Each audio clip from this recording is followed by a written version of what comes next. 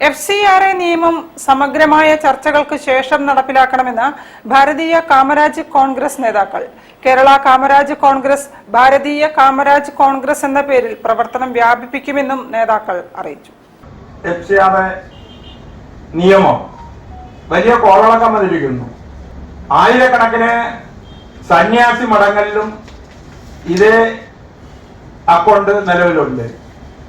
ഒരു സന്യാസി മഠങ്ങളിൽ നിന്ന് ഒരു അപശബ്ദം ആ നിയമത്തിനെതിരെ ഇല്ല.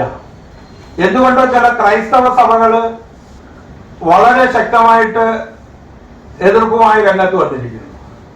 ഈ അക്കൗണ്ടിൽ വരുന്ന പൈസ റിയൽ എസ്റ്റേറ്റുകൾക്ക് വേണ്ടി ഉപയോഗിക്കരുത് എന്ന് പറയുമ്പോൾ അതിൽ തർക്കം ഉന്നയിക്കുന്ന ബിഷപ്പുമാരും ശ്രദ്ധിക്കേണ്ടത് എന്തോ കള്ളം ചെയ്യാനുള്ളൊരു ആഗ്രഹം അവർക്ക് ഉണ്ട് എന്നാണ് ഞങ്ങൾ മനസ്സിലാക്കുന്നത്.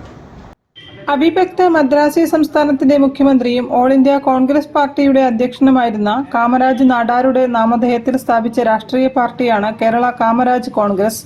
ദേശീയ തലത്തിൽ കാമരാജ് കോൺഗ്രസിന്റെ പ്രവർത്തനം വ്യാപിപ്പിക്കുന്നതിന്റെ ഭാഗമായി തിരുവനന്തപുരത്തെ പാർട്ടി ആസ്ഥാനത്ത് കൂടിയ ഉന്നതാധികാര സമിതിയിൽ ഭാരതീയ കാമരാജ് കോൺഗ്രസ് എന്ന പേരിൽ പാർട്ടിയുടെ പ്രവർത്തനം എല്ലാ സംസ്ഥാനങ്ങളിലും കേന്ദ്രഭരണ പ്രദേശങ്ങളിലും സജീവമായി നടന്നുകൊണ്ടിരിക്കുകയാണെന്ന് ഭാരതീയ കാമരാജ് കോൺഗ്രസ് നേതാക്കൾ പറഞ്ഞു.